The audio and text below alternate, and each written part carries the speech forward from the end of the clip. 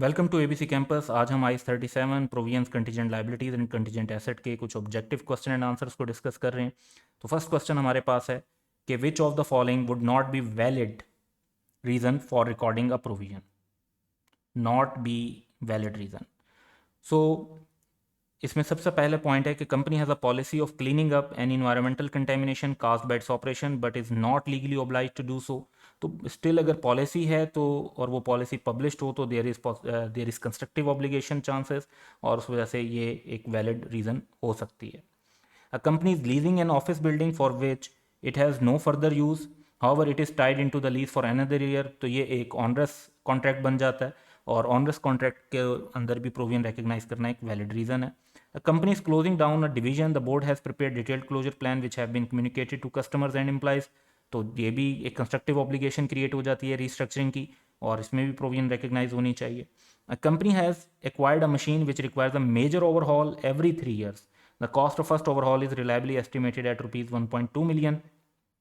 Overhaul करवाना जो है वो आपकी प्रेजेंट लीगल ऑब्लिगेशन नहीं होती, और ये एंटिटी के पास ये चॉइस होती है कि वो एसेट को रिप्लेस कर दे before the time of overhaul, and therefore there is no obligation, और इसमें कोई प्रोविजन रिकग्नाइज नहीं होनी चाहिए। तो जो प्रोविजन रिकग्नाइज नहीं होगी, क्वेश्चन भी ये था कि कौन सी वैलिड रीज़न नहीं है, तो हमारा D option would be correct. Second question है कि which of the following statement are correct in accordance with IAS 37। तो पहली स्टेटमेंट है कि provision should be made for both constructive and legal obligations. तो ये पहली स्टेटमेंट जो है ये बिल्कुल करेक्ट है। डिस्काउंटिंग में भी use when estimating the amount of a provision, बिल्कुल प्रेजेंट वैल्यू यूज की जा सकती है जहां पे टाइम वैल्यू ऑफ मनी का इफेक्ट मटीरियल हो। A restructuring provision must include the estimated cost of retraining or relocating continuing staff। तो ये स्टेटमेंट गलत है। स्टैंडर्ड बल्कि स्पेसिफिकली प्रोहिबिट करता है कि रीट्रेनिंग और रीलोकेटिंग कॉस्ट को शामिल नहीं करना।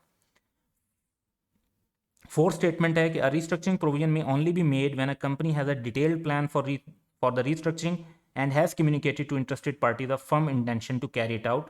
तो बिल्कुल ये तभी आपकी कंस्ट्रक्टिव ऑब्लिगेशन क्रिएट होगी जब आपका डिटेल्ड फॉर्मल प्लान भी मौजूद हो और उसको आप जो है इम्प्लीमेंट या अनाउंस कर चुके हों to those affected by it. So for this basis जो हमारी स्टेटमेंट नंबर 1, 2 एंड 4 करेक्ट है, and option B would be correct.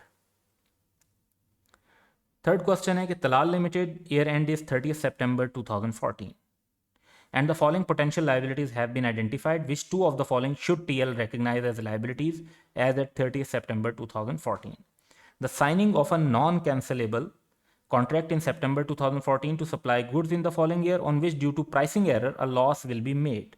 तो कॉन्ट्रैक्ट क्योंकि आप साइन कर चुके हैं और वो है भी नॉन कैंसिलेबल, तो इसमें तो प्रोविजन आपको रिकग्नाइज करनी पड़ेगी। The cost of a reorganization which was approved by the board in August 2014 but has not yet been implemented, communicated to interested parties or announced publicly। तो जब तक उसे communicate या implement नहीं किया तब तक आपकी obligation arise नहीं होती। An amount of deferred tax relating to the gain on revaluation of a property during the current year, TL has no intention of selling the property in the foreseeable future। तो आपने अगर property cell करनी हो या ना करनी हो under IAS 12 जो है, जब आप रिवैल्यूएशन का गेन रिकॉर्ड कर रहे होते हैं तो उसकी वजह से कैरिंग अमाउंट और टैक्स बेस में डिफरेंस आ जाता है, और उस टेम्परेरी डिफरेंस पर आपको डेफर टैक्स कैलकुलेट करना चाहिए। तो इसकी भी लाइबिलिटी जो है वो रिकग्नाइज होगी। The balance on the warranty provision which related to products for which there are no outstanding claims and whose warranties had expired by 30th September। जब वारंटीज एक्सपायर हो चुकी हैं ऑलरेडी तो आपकी कोई ऑब्लिगेशन नहीं है, तो इसमें भी प्रोविजन रिकग्नाइज नहीं होगी। हमारा जो आंसर होगा that is A and C.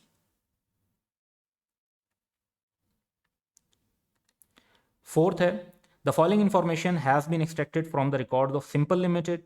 SL operates a chemical plant which has polluted the surrounding countryside. The board of directors has decided to clean up the environmental damage. This decision has been published in the local press on 15 June 2018, और हमारा year and से पहले। However, SL is not legally required to clean up the environmental damage। तो इसमें point ये है कि question ये पूछ रहा है कि SL should recognize a provision for the best estimate of cost in respect of। तो जब जो है लीगल रिक्वायरमेंट नहीं भी है लेकिन क्योंकि आपने पब्लिश कर दिया है और डिसीजन भी हो चुका है, तो आपकी पब्लिश करने की वजह से कंस्ट्रक्टिव ऑब्लिगेशन राइज हो गई है, तो इसमें प्रोविजन रिकग्नाइज होगी। दूसरा है कि SL has decided to close down one of its operating segment. However the decision was made public after 30 June 2018। तो ये इसमें क्योंकि आपने ईयर एंड के बाद इसको पब्लिकली अनाउंस किया तो आपकी ऑब्लिगेशन ईयर एंड पर एग्जिस्ट नहीं करती, आप इसकी प्रोविजन रिकग्नाइज नहीं करेंगे। तो सिर्फ सिचुएशन 1 के अंदर हमें प्रोविजन रिकग्नाइज करनी है, तो option A would be correct. Fifth है कि in a review of its provisions for the year ended 31 March 2015 entities assistant accountant has suggested the following accounting treatment.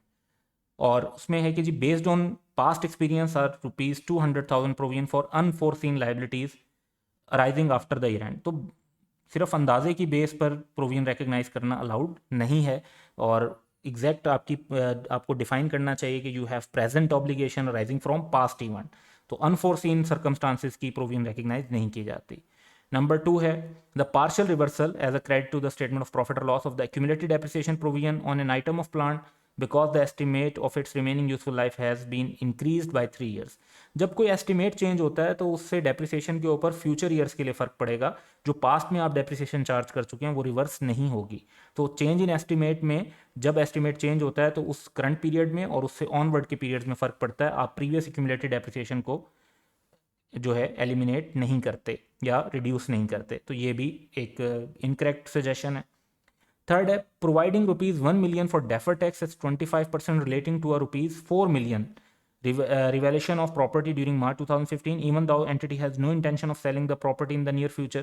so आपने सेल ना भी करना हो तो रिवैल्यूएशन की वजह से एसेट की कैरिंग अमाउंट और टैक्स बेस में डिफरेंस राइज हो जाता है, और इस टेम्परेरी डिफरेंस पे डेफर टैक्स जो है वो क्रिएट करना बनता है। तो ये रिकॉर्ड किया जाएगा। For that reason D option would be correct. Sixth है हमारे पास कि Canon limited is being sued by a customer for ₹2 million for breach of contract over a cancelled order. CL has obtained legal opinion that there is a 20% chance that CL will lose the case.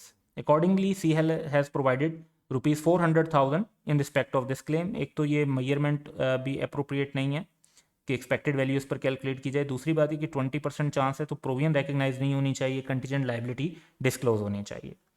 Next is the unrecoverable legal cost of defending the action are estimated at ₹100,000। यानी आप estimate कर रहे हैं कितने पैसे अब देने पड़ जाएंगे डिफेंड करने के। These have not been provided, तो इनको तो एज अ लाइबिलिटी आपको रिकॉर्ड करना चाहिए। For as the case will not go to court until next year, के आप कहते हैं कि जी अगले साल तक केस नहीं जाएगा, लेकिन क्योंकि आप जो है केस को डिफेंड तो कर रहे हैं तो इट मीन्स कि आपकी ये कॉस्ट तो लग जाएगी।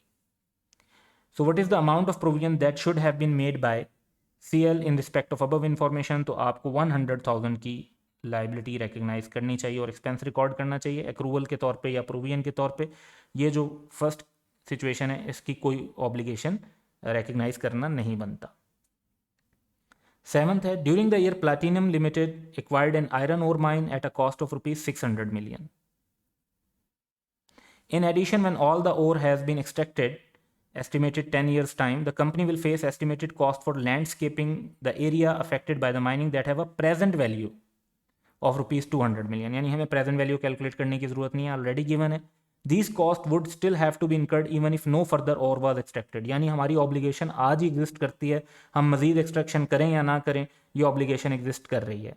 तो माइन जो है वो फिर हमारी 600 + 200, क्योंकि जो initial estimate of cost of dismantling वगैरह होता है वो भी इंक्लूड किया जाता है। तो 600 + 200 हम 800 मिलियन पे रिकग्नाइज करेंगे माइन के एसेट को। 8th क्वेश्चन है कि titanium limited is preparing it's financial statement for the year ended 30 September 2017। TL is facing a number of legal claims from its customers with regard to a faulty product sold. The total amount being claimed is ₹3.5 million. TL's lawyers say that the customers have an 80% chance of being successful. According to IAS 37, what amount, if any, should be recognized in respect of the above in TL's statement of financial position at 30 September 2017? तो वो पूरे 3.5 million ही हम recognise करेंगे। और इसमें आपने 3.5 का 80% नहीं लेना। 80% चांस से ये पता चलता है कि प्रोबेबल है और हमें प्रोविजन रिकग्नाइज करनी चाहिए। तो 3.5 मिलियन वो एस्टिमेट है जो हमें एक्सपेक्ट कर रहे हैं कि हमें पे करना पड़ेगा। नाइन्थ है कि alpha limited has a year end of 31 December 2014. On 15 December 2014, the directors publicly announced their decision to close an operating unit and make a number of employees redundant. Some of the employees currently working in the unit will be transferred to other operating units within Alpha Limited. The estimated cost of the closure are as follows. तो announce भी हो चुका है, तो provision तो recognise होने ही है, और प्रोविजन में क्या क्या शामिल होगा, रिडंडेंसी कॉस्ट भी हमें शामिल करनी चाहिए, लीज टर्मिनेशन कॉस्ट भी हमें शामिल करनी चाहिए, रीलोकेशन ऑफ कंटिन्यूइंग एम्प्लॉयज ये स्टैंडर्ड में स्पेसिफिकली प्रोहिबिटेड है, रीट्रेनिंग ऑफ कंटिन्यूइंग एम्प्लॉयज वो भी जो है प्रोविजन के अंदर मेजरमेंट में इंक्लूड करना आईस 37 में स्पेसिफिकली प्रोहिबिटेड है। तो इसका मतलब है कि 800,000 एंड 200,000 हमें 1 मिलियन की टोटल अमाउंट बनेगी जिसकी प्रोविजन रिकग्नाइज करनी चाहिए। नेक्स्ट इज कि on 1st October 2013, X Limited commenced drilling for oil in an undersea oil field. The extraction of oil causes damage to the seabed, which has a restorative cost. Ignore discounting of rupees 10,000 per million barrel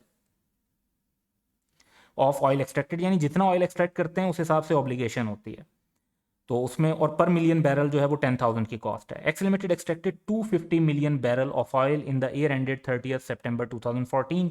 तो ये हमारी 250 million barrel into rupees 10,000 के हिसाब से 2.5 million की provision तो इसकी recognise होनी चाहिए। X Limited is also required to dismantle the drilling equipment at the end of its 5-year license. This has an estimated cost of 30 million on 30 September 2018, यानी 5 years के बाद।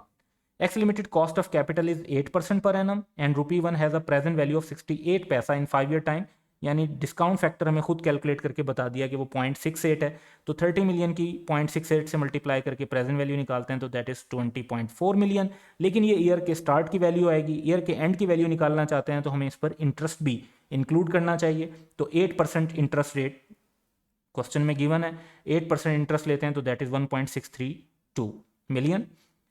What is the total provision extraction plus dismantling, तो ये सारी figures हम incorporate कर दें तो which X limited would report in the statement of financial position in respect of its oil operation. तो ये सारी अमाउंट्स हमारी जब हम इनको टोटल करते हैं, 2.5 मिलियन जो ऑयल एक्सट्रैक्शन के, 20.4 मिलियन जो इनिशियल प्रोविजन थी, और उसके अंदर अगर हम इंटरेस्ट भी ऐड कर देते हैं तो 24.532 मिलियन। तो ये हमारा प्रोविजन इसमें बनेगी टोटल ऑयल ऑपरेशंस की। That's all for today, have a good day.